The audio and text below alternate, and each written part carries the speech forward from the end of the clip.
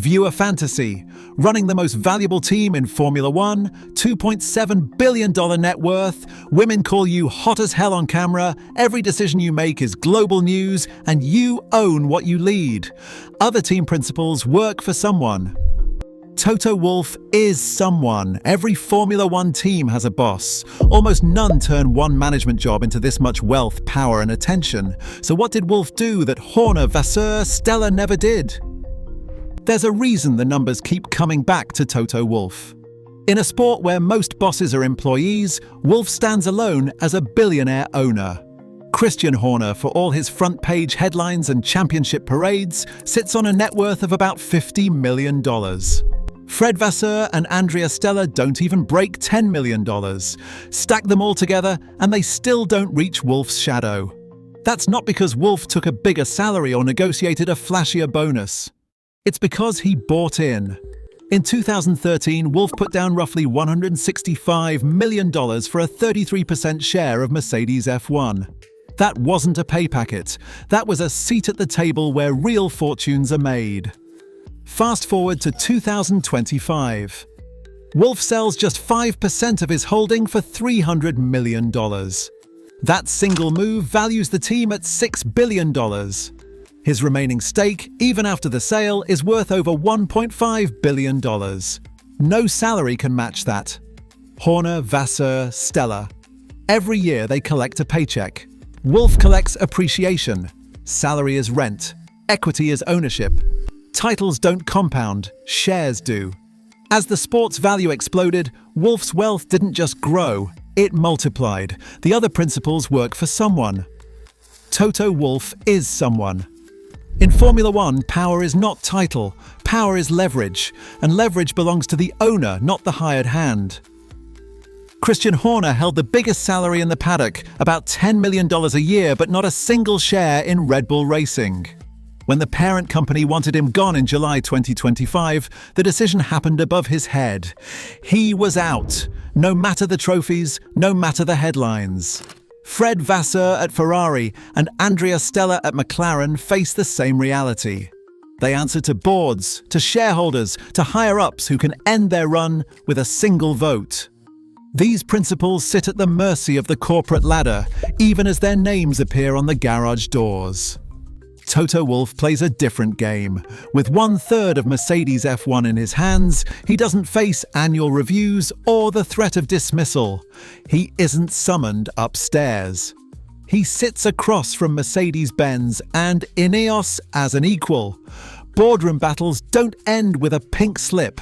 They end with negotiation among partners. If Mercedes wants a new direction, Wolff's agreement is required. He is not a replaceable manager, but an embedded power. Salary is rent. Equity is ownership. Titles can be revoked. Leverage cannot. In Formula One, the difference between being paid and being protected is the difference between being an employee and being an owner. For Horner, Vasseur, and Stella, power is borrowed.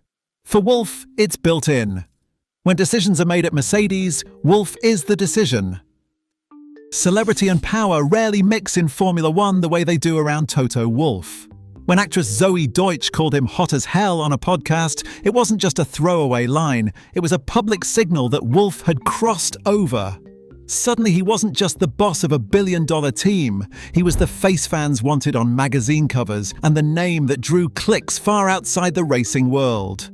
Mainstream outlets started calling him a heartthrob, zeroing in on the tall frame, sharp suits, and the kind of intensity that comes with real authority and wealth.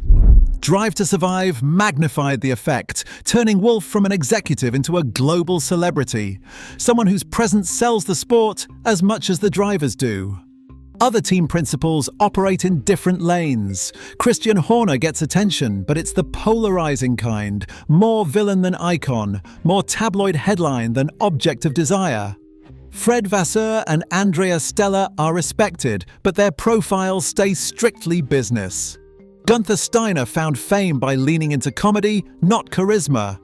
Only Wolff commands both the boardroom and the pop culture spotlight. That reach multiplies when paired with Susie Wolff. She broke barriers as a driver, now runs the F1 Academy, and together they form a motorsport power couple with connections stretching from the paddock to the boardroom. In a world where most team principals are just names on a press release, Toto Wolff is a brand, desirable, powerful, and untouchable.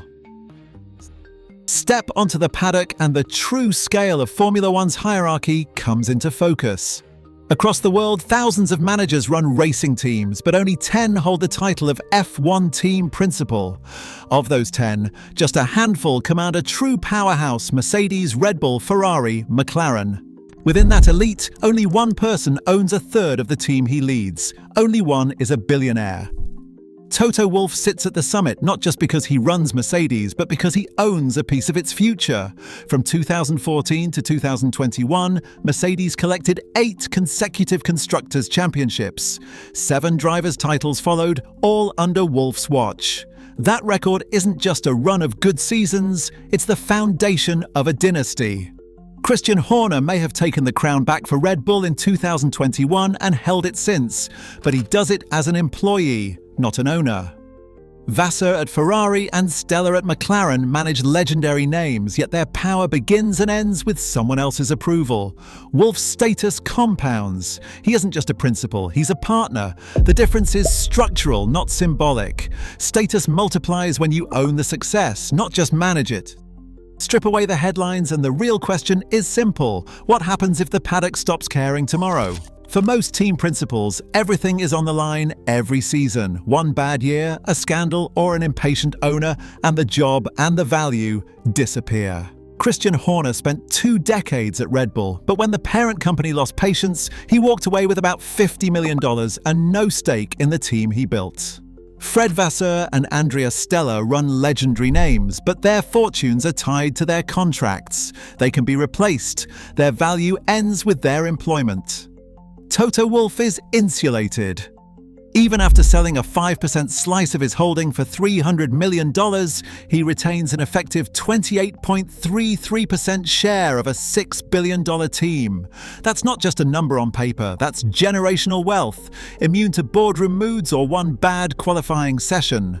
His investment companies March 15 and March 16 keep compounding returns beyond Formula One, turning early tech bets into a safety net that works while he sleeps. A reported 1% stake in Aston Martin, though unverified, adds another layer of exposure to motorsport's rise. Then there's the real estate. A Swiss mansion sprawling over 18,000 square feet, homes in Monaco and Oxfordshire, and a $27 million super yacht. Horner worked 20 years and left with a fraction. Wolff worked 12 and owns a fortune that would take lifetimes to spend. If he walked away tomorrow, the wealth stays. That's the difference between owning the game and being allowed to play it.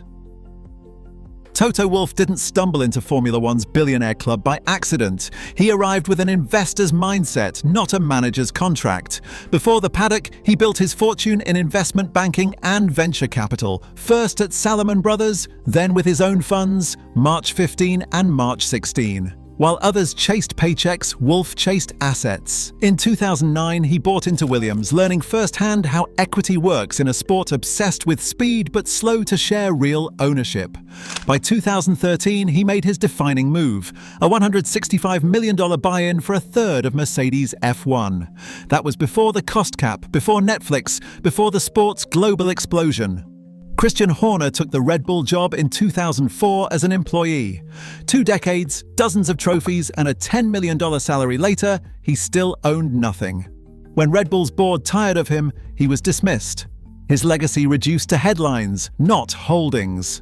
Wolff, on the other hand, rode the tidal wave of Liberty Media's 2017 takeover, the cost cap of 2021, and the drive to survive boom as an owner. Every jump in team valuation multiplied his wealth and his power. The compounding loop is simple: invest, own, win, appreciate, repeat. For Wolff, every success grew his stake. For Horner, Vasseur, and Stella, every success grew their workload. Salary is rent, equity is ownership. Other team principals work for someone. Toto Wolff is someone. Wolff's power is self-reinforcing. He doesn't just lead the most valuable team in Formula One, he owns a piece of it, and that ownership unlocks everything else. His marriage to Susie Wolff weaves him deeper into motorsport's inner circle, creating a network where influence runs in both directions. His public profile isn't just a byproduct of success, it's an asset that feeds back into the brand, the team, and the sport's value. Investments and real estate across Europe provide ballast, making his position resilient even if the racing world turns cold. For Horner, Vasseur, and Stella, the job is the asset. For Wolff, the job is just one layer in a system where power, wealth, reputation, and personal life all compound. Other principles work for teams. Wolff built a position that endures no matter who wins the next race. Christian Horner can win more races. Fred Vasseur can manage Ferrari. But only Toto Wolff owns a billion-dollar stake in the team he leads. Salary is rent, equity is ownership. Power is not title, power is leverage. In Formula One, legacy belongs to those who own their position.